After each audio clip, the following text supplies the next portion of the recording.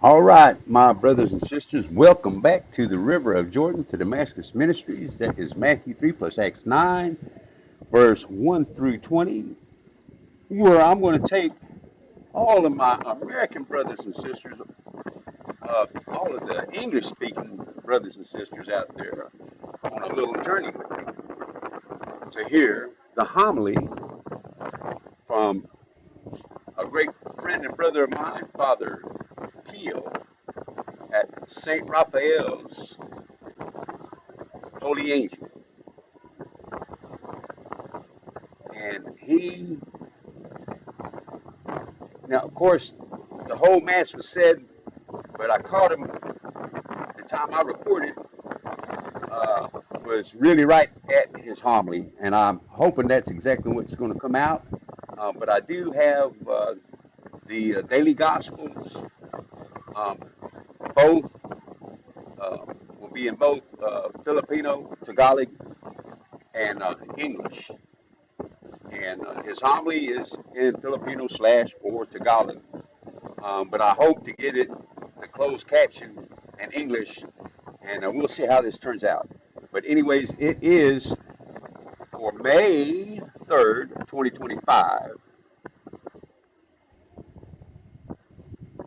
Saturday of the second week of Easter,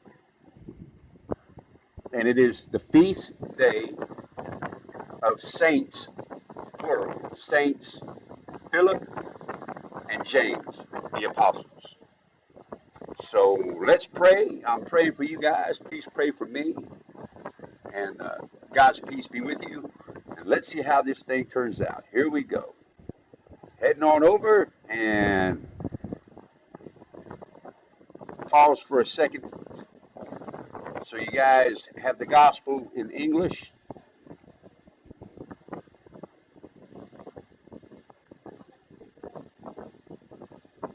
Now you could pause this if you need any more time.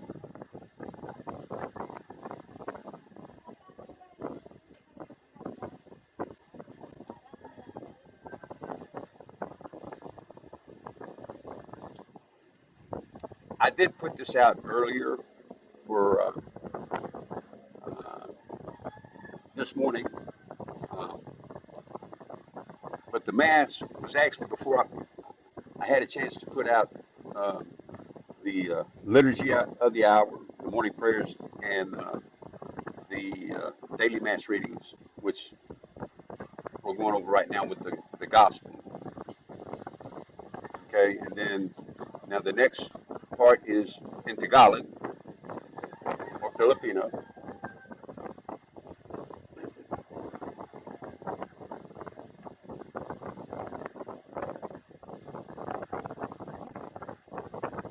So what you're looking at right here is the gospel and reflections on May 3rd. And now we'll hear from Father Pio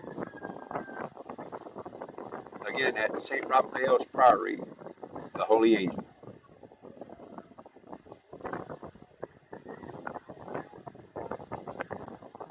Lumalapit kayo sa estatwa ni Mama Mary and you place the flowers. Di ba? Okay. Alam niyo ba, mga kapatid, we as human being, unless na tayo po ay bulag, we want to see. Yan si Doktora nandito, ophthalmologist.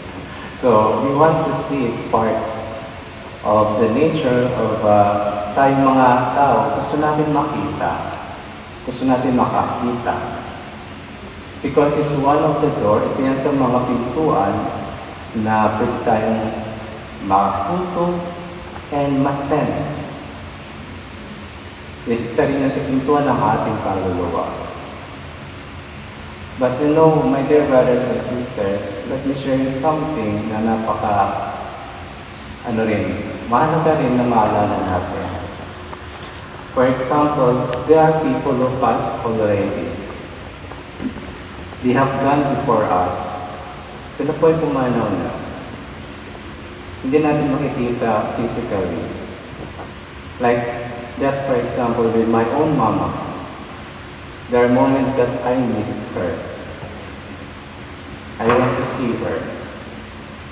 And one of the moments that I have to do pag gusto kong makita yung mga tao na pumanaw na, I close my eyes and I visualize them. I imagine their presence. And alam niyo po ba na tayong mga tao lang ang merong kakayahan ng ganun? To visualize, imagine, or meditate, we use in prayer. And there, I feel again the presence of my mother. And my dear brothers and sisters, one of the reality or capacity ng ating kaluluwa ay hindi lamang tayo ay makakita because of our eyes na connected sa brain natin, but also we are able to visualize even if we close our eyes through the help of imagination. And God gave that as a gift to us. And my dear brothers and sisters, this is also one of the main reasons why the church, yung simbahan natin, ay pinopromote yung tinatawag na meditation. Which means, pag nag-meditate tayo, babasahin natin yung Biblia, and then we going to see Jesus speaking to us sa pamamagitan ng Biblia, ng Gospel. And most of the time, we close our eyes because we want to see Jesus, the image of Jesus, in our mind. And it's one of the way para po makilala natin ang ating Panginoon Diyos ng mas malalim, ang ating Panginoon si Kristo. And one more also that is very important, mga kapatid, na pwede rin natin makita ang Panginoon sa Kristo. Well, I am speaking about this because si Philip, si Saint Philip, the apostles, he demanded from our Jesus, show us the Father. Ipakita mo sa amin ang Ama. And that will be enough. Just show us the Father and that will be enough. So Jesus said, how long have I been with you? Matagal mo na akong kasama, hindi mo pa rin ako kilala. Whoever sees the Father, or whoever sees me, sees the Father. Kung sinong nakakita sa akin, nakikita rin ang aking Ama. In our reality, my dear brothers and sisters, tayo pong ngayon, let me share you something that I like so much, the story of a priest. Itong paring ito nagbigay ng retreat kay Mother Teresa dun sa Calcutta. Kasama yung mga mother. And then si Father, naiirita sa mga may sakit at ni ayaw hawakan yung mga may sakit, pati yung mga mamamatay na. Nung natapos yung retreat, narinig niya na meron ng papanaw ng matanda. And then, sinara niya yung bintana and try to hide himself para maging free siya sa kung anong responsibility. But he is part of the responsibility since napari siya. Kinatok siya ng mga sister ni Mother Teresa para bigyan ng anointing. Hindi siya lumalabas. And then, nung sinilip niya doon sa bintana, nakita niya si Mother Teresa mismo. Hinawakan niya yung may sakit. Niyakap niya, punong-puno ng wounds. Pinunasan niya at tinalikan niya yung kamay ng may sakit. At doon nagtaka yung pare. At dahil sa hiya, nahihiya sa sarili niya, napilitan siyang lumabas. At pagkatapos niyang lumabas, doon niya binigyan ng sacrament of the last sacrament of anointing and remission. And si Mother Teresa, palagi sinasabi sa pari, see, tingnan mo, Father, look, it is Jesus. This is Jesus. Jesus is present now in this person. Nalikan ulit yung kamay. This is Jesus. He needs our help.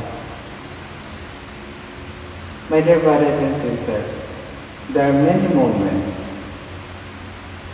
na siguro talagang tayo ay bulag lang na hindi natin nakikita ang presence ni Jesus sa mga taong nangangailangan sa atin. I admit, me as a priest, I have my weaknesses, my limitation. And kung nakikita po ninyo yun, ako yung hingi ng paumanhin. But the invitation now in this gospel today, my dear brothers and sisters, maging sa imagination natin, you can be able to see Jesus. And even in our physical world, materially, if you want, you can see Jesus. We are able to see Jesus everywhere because in reality, Jesus is in us if we place Him inside of us. Then we will see that everything, and whenever we go, it is He who is guiding us. That's why, my dear brothers and sisters, nabigla si Jesus nung sinabi ni St. Philip na ipakita mo sa amin ang Ama. Palagi mo kong kasama. How much more we, brothers and sisters, every day we have Jesus in us. But we are free to choose. Should I reject Jesus, I don't want to be with Him, or I will keep Him in me for the rest of this day and tomorrow and even during the night. So my dear brothers and sisters, we can also pray today to our Lord to open the eyes of our heart, to open the eyes of our mind, so that we may be able to see, parati natin makita ang presensya ng ating Panginoon Diyos. Amen.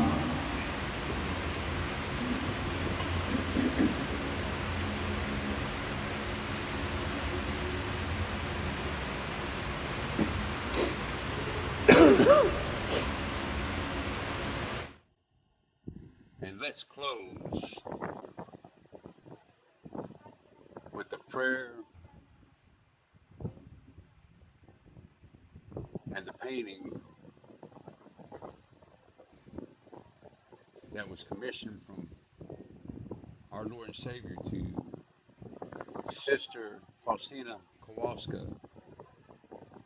And I forget the artist's name, but I believe you could look and you'll probably see his name in her diary.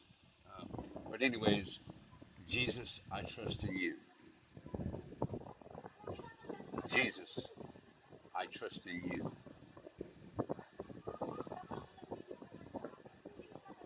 Jesus, I trust in you. Let peace be with you, brothers and sisters, and we will be back again tomorrow with another round of Liturgy of the Hour, our morning prayer, and we'll follow it up again with our daily readings, and then again with our brothers in Christ from Halo, with the daily gospel and reflection, and the homily from Father Mike Smith. Guys, peace be with you.